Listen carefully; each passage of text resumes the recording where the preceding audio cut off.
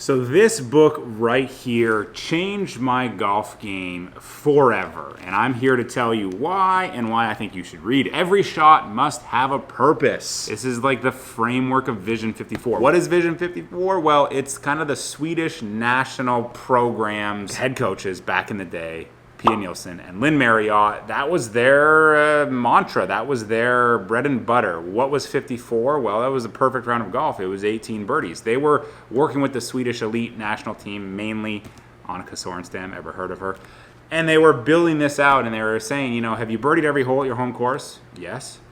Can you do it all in one round? That's the impossible we want to try to make possible. Well, let's reverse engineer that. How do we do that? Well, we hit the fairway, we hit every green, and we make the putt.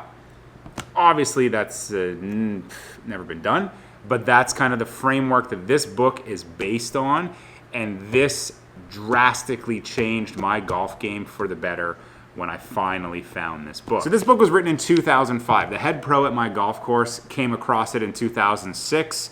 I would have been a 22-year-old kid, just about finished college golf, ready to turn pro in time, and he put this book in my hands late in the summer of 2006. And it changed absolutely everything for me. I read through it late in the summer, implemented it a little bit in my fall golf, but throughout the winter, I was reading this thing, I was taking notes, and I was letting it just sink in. And boy howdy, in 2007, I played every single round of golf, every practice routine, everything I did was based in this book, and it was the best summer of my amateur career. I qualified for the Canadian Tour with absolute ease, and I embarked upon my professional career in 2008. So what are the main things that this book taught me and I want to share with you before giving it all away? You need to read this book.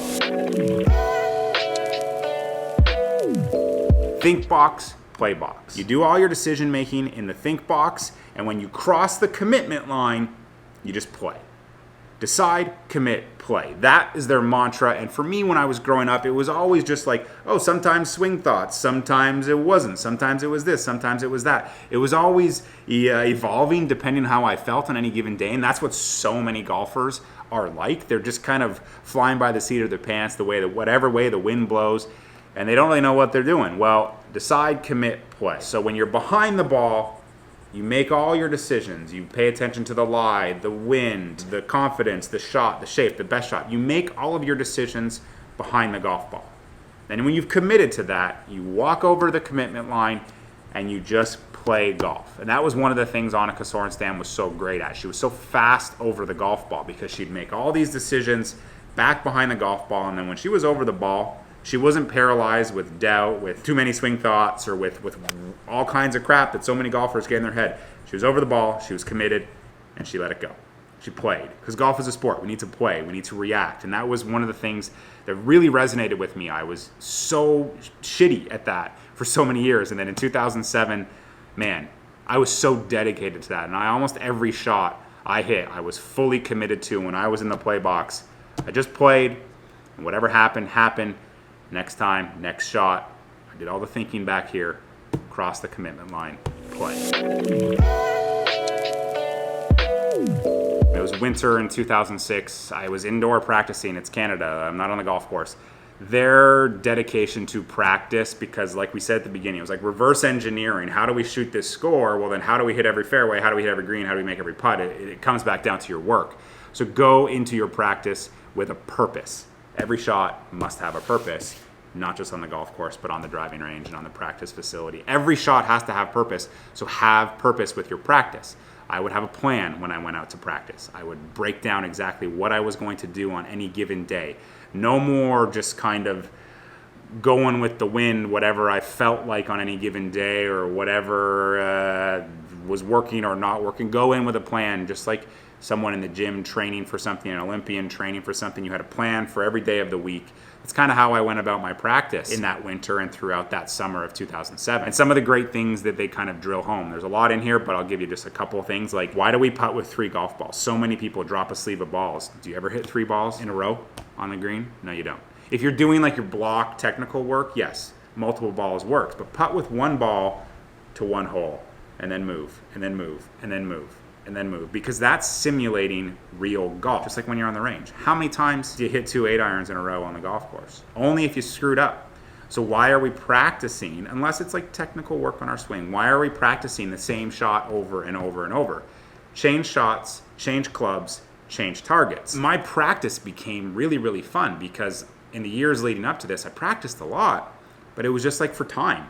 Oh, just hit 300 balls, hit 500 balls, practice for 6 hours, practice for 4 hours. Like, there was no purpose, and sometimes it would just be like practice for the sake of practice. It'd be very monotonous. Whereas now, having a plan and changing targets, like going through your routine, you're practicing the think box, you're practicing the play box. Time went by fast, and you were tired because you were putting focus in every shot you hit.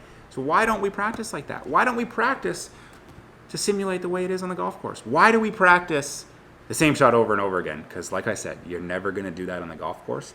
And if you do, it's because you screwed up, you hit it in the water, and you got to drop another ball and do it again. Like, practice with purpose. Trust me, when you're on the short game, why do we just chip a bunch of balls to the same hole with balls in the way? Why don't we chip one, go and putt it?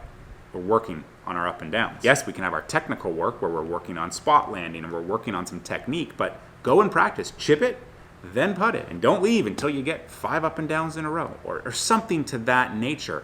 Have fun with your practice and have it have purpose. One of the things towards the end of the book is just like a way to evaluate good, better, how. So you play around of golf, what was good, what could be better, how do we do that? Like, we're reverse engineering. How do we shoot the best scores we possibly can? How do we hit as many fairways? How do we hit as many greens? How do we make as many putts? How do we get up and down as often as we can? I grew up with a club pro for a father, and a lot of times when I played junior golf, it was always focusing on like what didn't work, what was wrong. And I began to re-struggle with that when I started vlogging through tournament golf, because you begin to make a mistake on the golf course and you start to think about, how am I going to talk about this mistake? Well, how do I work through this mistake? It's very negative thinking. And if we frame it in like, what worked? What worked out there? Let's focus on that first. Yeah, then what can we improve? But how do we improve it? Because a lot of times when we make mistakes out there and we begin going down the rabbit hole of these mistakes, you don't even know how to begin to make them better. So good, better, how. And like I've said, there is like so much more in this. I'm a shill. I'm an absolute shill for this book. It's very, very old, but even just kind of reliving it as I was preparing this video, it's got me fired up. Like I miss working hard on my game. I understand I don't have much to work for anymore, so I'm okay with that. But I still, to this day, decide, commit, play. I try my best, think box, play box, and reliving it through this. It's been exciting because it makes me feel good. I get some good feels, get some good vibes from this, and that's like what golf should do. Golf should make you feel something, and this is a book that will make you feel something about golf. So check it out. It's linked. It's an Amazon link below. Let me know down below, have you read this book? And if you have read it and you haven't read it in a while, crack it open and let's go shoot some low scores. Peace.